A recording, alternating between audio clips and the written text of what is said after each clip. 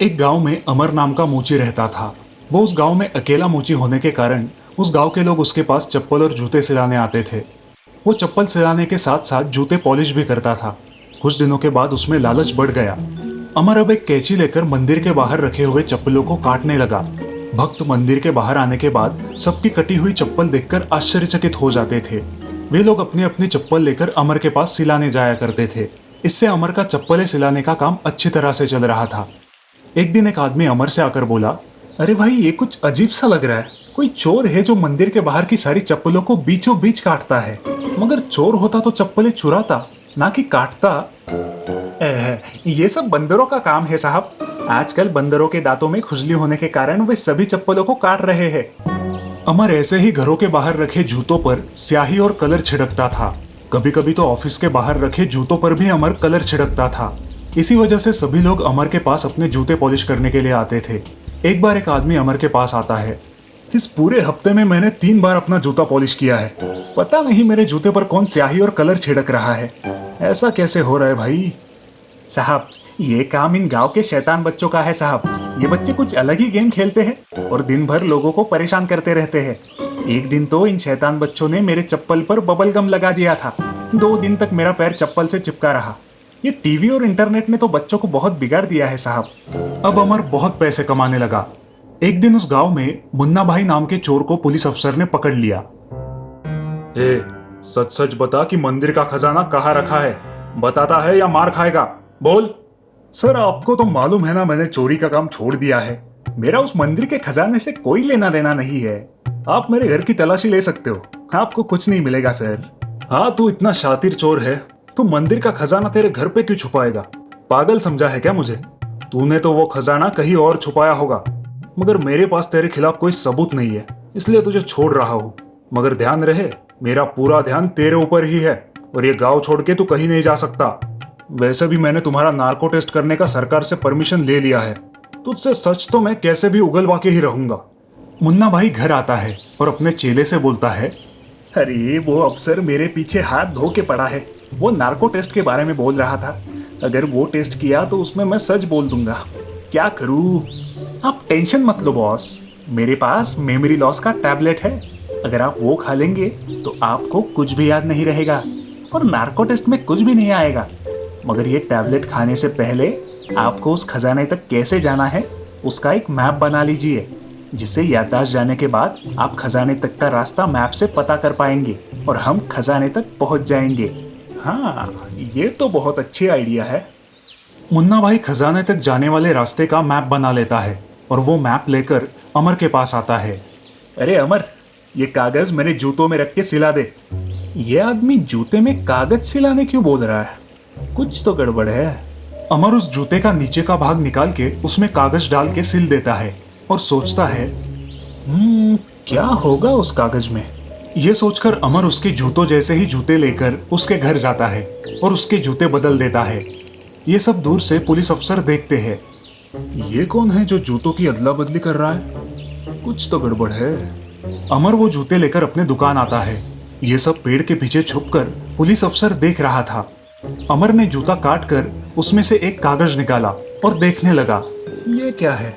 ये तो कुछ मैप जैसा लग रहा है। इस मैप के मुताबिक मुझे उस जगह पर जाकर देखना चाहिए। वहां आखिर है क्या? तभी पुलिस अफसर वहां आकर, ओए, क्या है उस कागज में? ये कहकर कागज अमर के हाथ से छीन लेता है।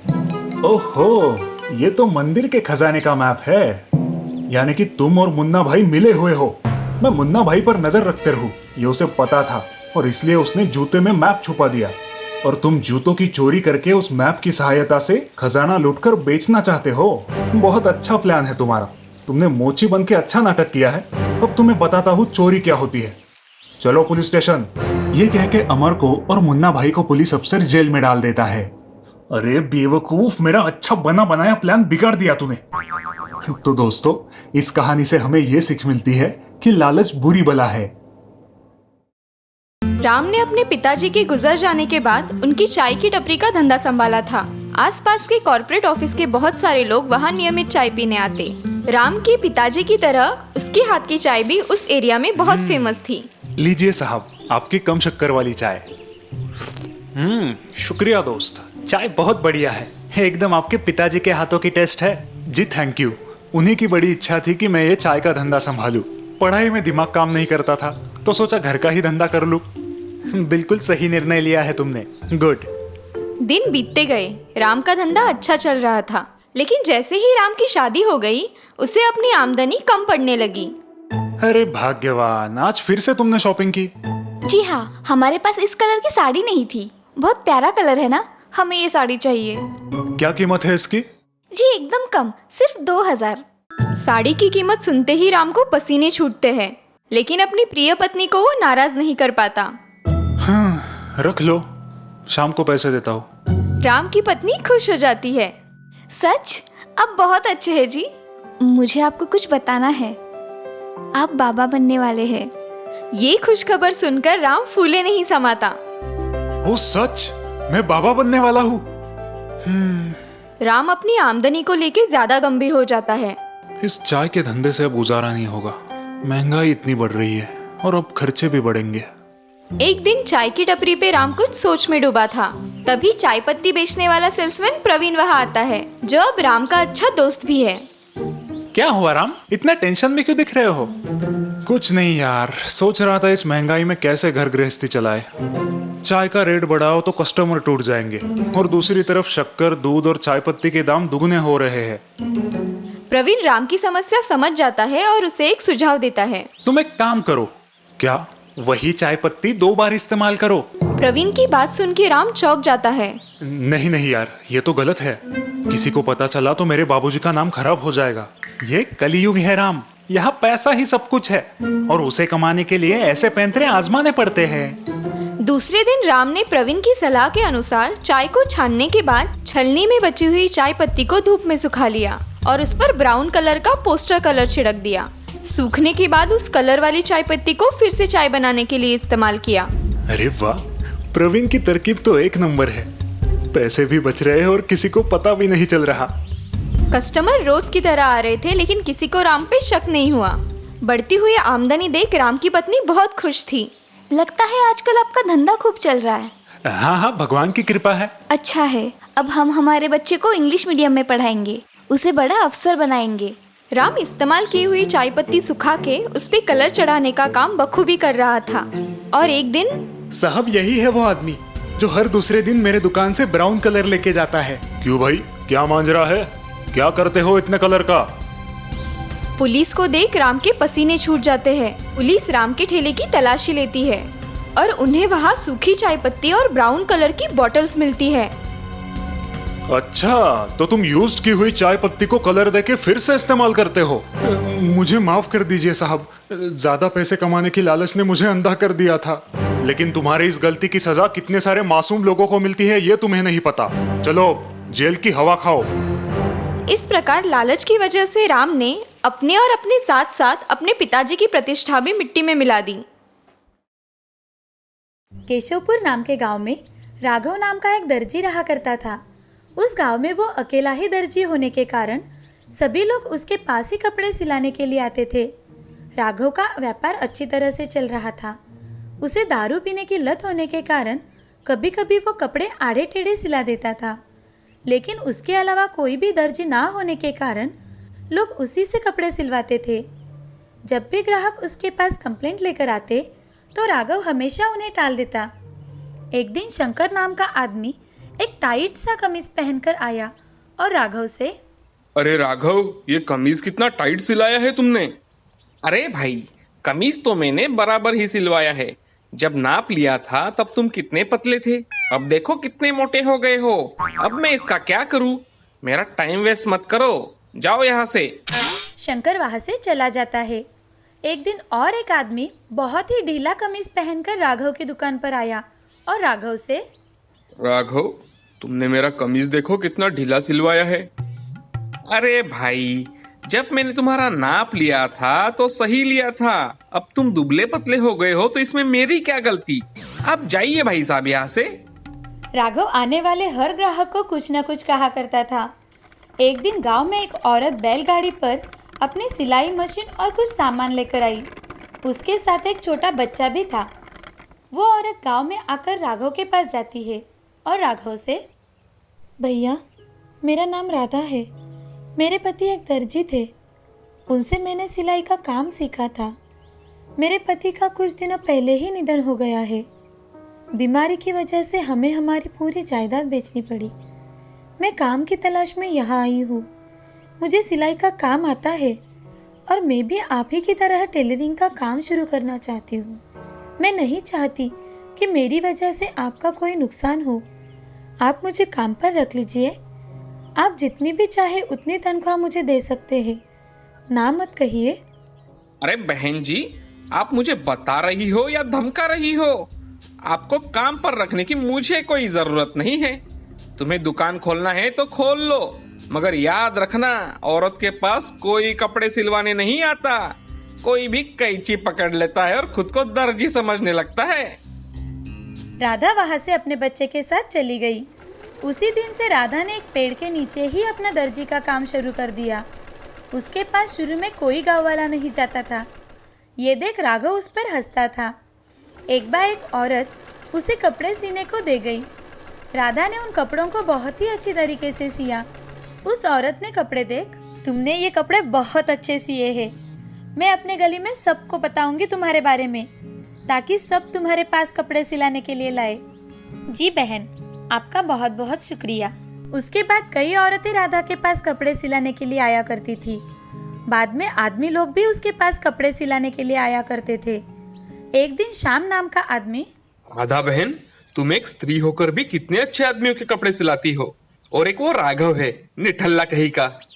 राघव वही खड़ा होने के कारण उसने वो सारी बातें सुन ली और उसे बहुत गुस्सा आया। थोड़े ही दिनों में राधा ने अपनी कड़ी मेहनत के दम पर एक दुकान भी खरीद ली और उसमें वो कपड़े सीने लगी। राधा का धंधा भी अच्छा चल पड़ा। राधा अपने ग्राहकों को अच्छी तरह से कपड़े सिलवा के दिया करती थी। उसके विपरीत राघव की दुकान चलना ही बंद हो गया था। उसके ग्राहक तो जैसे आना ही बंद हो गया था। इसी वजह से वो राधा पर बहुत ही जलने लगा था। एक दिन बड़े घर का नौकर आकर राधा से, बहन जी, कपड़े सिलाने वाली राधा आप ही हो? हाँ भैया, मैं ही हूँ। क्या काम था? बहन जी, मालिक ने आपको उनके घर के सबके कपड़े सिलवाने का काम दिया है। आपको घर आकर सबका नाप लेकर जाना पड़ेगा। जी, मैं ज़रूर आऊँगी। मुझे घर का पता दे दीजिए। बहन जी, आपको मेहता हाउस में आना है। ठीक है भैया, मैं कल आ जाऊँगी। राधा के हाँ कहते ही नौकर वहाँ से चला गया और राधा अपने दुकान में काम में व्यस्त हो गई। यह सब बातें दूर खड़ा राघव सुन रहा था। वो मन ही मन, इस राधा को मैंने काम पर न रखकर बहुत बड़ी गलती कर दी है। अब मेरे पास कोई कपड़े सिलाने नहीं आता और इसके पास देखो, एक के बाद एक ऑर्डर आ रहे हैं। इसके दुकान का मुझे कुछ ना कुछ करना ही होगा। राघव वहाँ से चला जाता है। तभी राघव की पत्नी शीला वहाँ आकर, राधा बहन, मैं राघव की पत्नी हूँ। जब से तुम इस गांव में आई हो, मेरे पति का तो धंधा जैसे बंद ही हो गया है।